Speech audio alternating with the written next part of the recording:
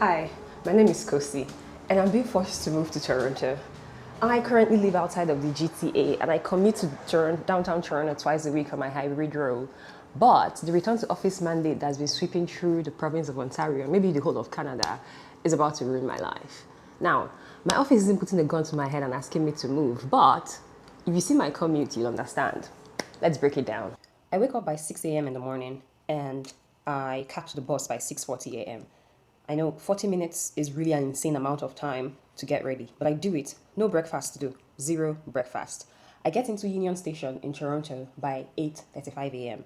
and I have a 10-minute walk or something like that, and I get to the office by 8:45 a.m. So that's about 2 hours one-way commute just to get to work, and that makes it 4 hours a day. 4 hours every day in transit. Now, when I was going twice a week, that was manageable. However, for a 4 days in the office a week, which is what we're transitioning to, I'll be spending 16 hours in transit every single week. And now I'm not adding the cost of transport and the breakfast I have to buy in the office because I don't have time to eat breakfast at home. So you see, I'm being forced to move. If you were in my shoes, what will you do? Will you move? Will you stay where you are? Or will you do something completely different?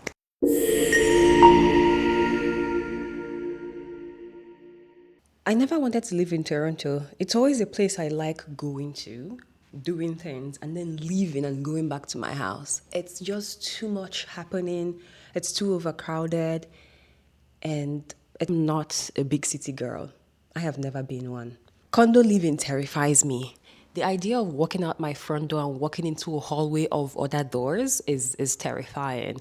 I like to walk outside, into the outside. I want to walk outside and step on the ground immediately.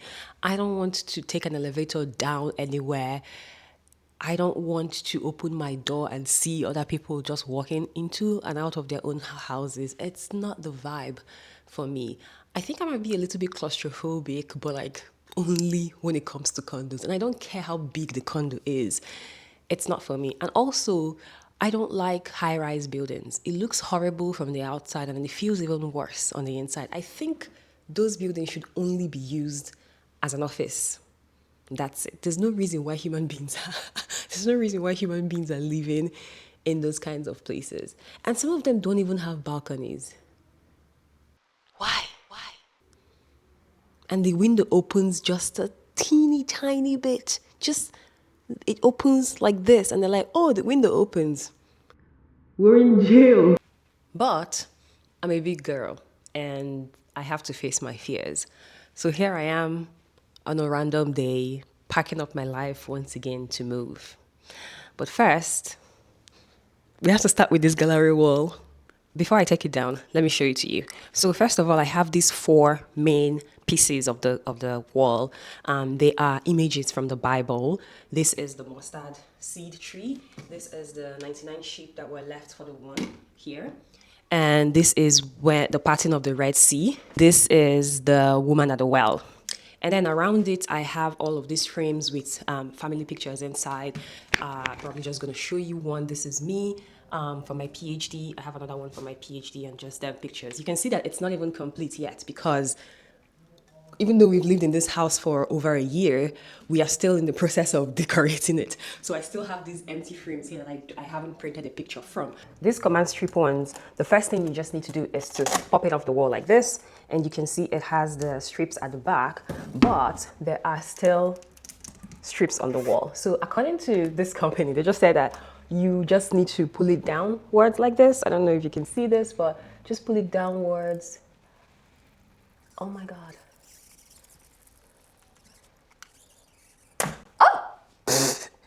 And it should pop out.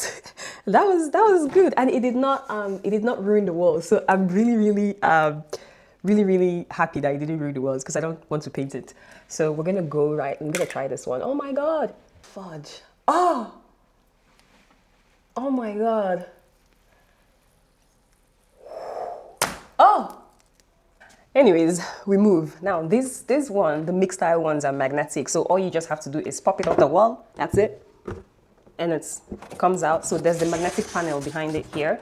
And then we have this plate here that you're just supposed to peel. Ooh. Slowly.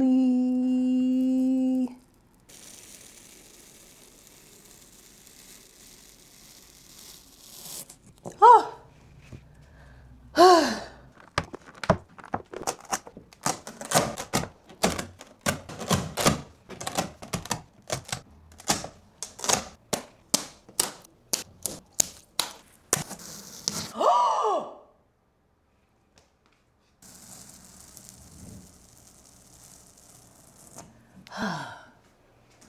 Wow.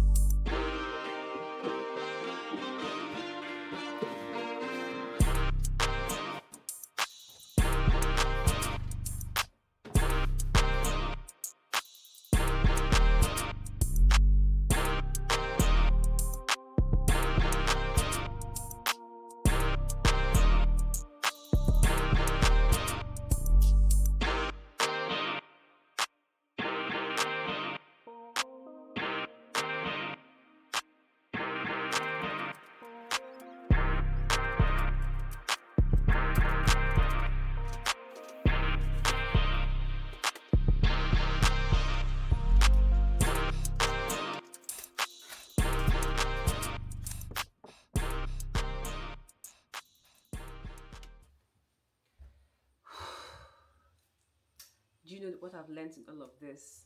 The moral lesson in all of this is make sure you make money.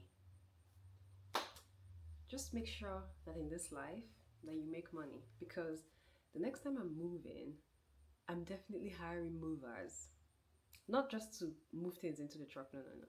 I'm hiring movers that will pack up everything, move it to the new location, and then unpack it. From my pant to my couch, every single thing. I just want to walk out of the house or walk into a new one. I don't want to do this ever again. Next time, hiring movers. And I thought about it before, and I went and I got a quote, and these people were charging $198 per hour.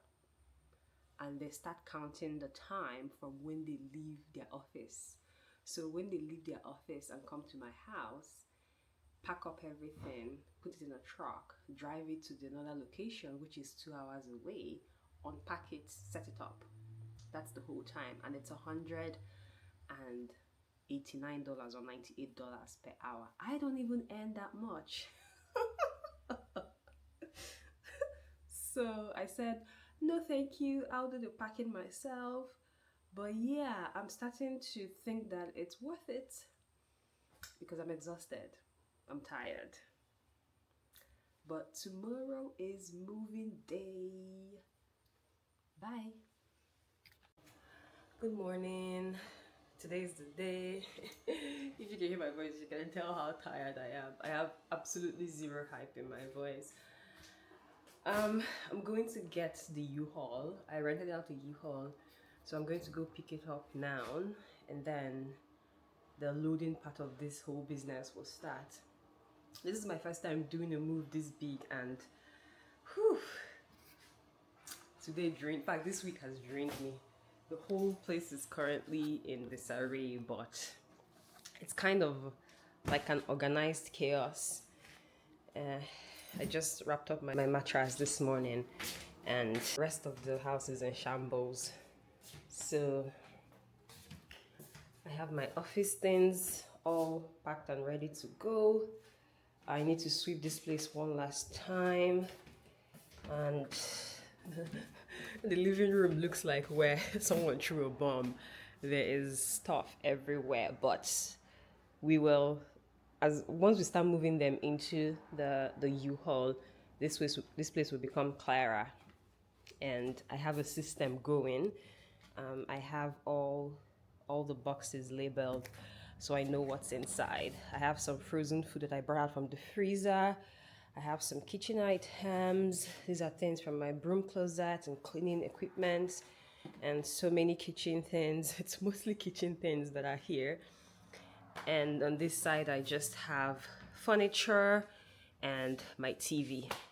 And in the bedroom, the boxes in the bedroom are just my clothing and everything from my closet and my bathroom. So yeah, the ministry is in motion. Bye. We are finally en route to Toronto after a struggle morning. If not because of those loaders, we would not have made it. But U-Haul passenger princess. This is not my portion in Jesus' name. Amen.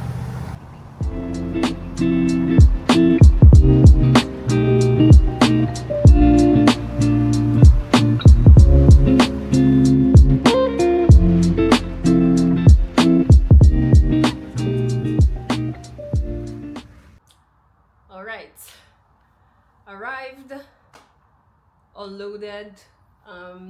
I hired some unloaders from the U-Haul website, and they came as we arrived into the loading dock, and they unloaded everything. So it's currently a mess. It is, I don't know, it's around 5 p.m. now or something like that, and I am exhausted. It's been a very long day.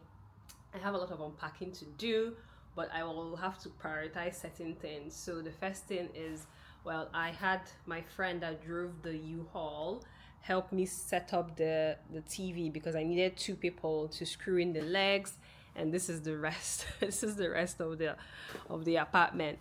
She is very skinny, very petite, very Ozempic. So my things are everywhere, but we're home. So the next time you see me, I'll probably do like a proper house tour and show you everything. But hello, Toronto. And if you say, oh, the second T is silent, shut up. Shut up. I don't care. Hi, Toronto. Your gal is here. Bye. Listen, I know I told you bye, but I needed to come back and tell you that any day you hear me or you see me say, oh, I want to put IKEA bed together, just slap me across the face.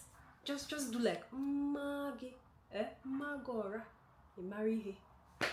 Because I was this close to jumping off of this balcony. I was this close. I put gospel music and the Holy Spirit saw me through. And we're done. This is This is the result. This journey is not for the weak, but the Holy Spirit and the trusty. Good. We'll see you through. Bye for now. For real, for this time. Bye.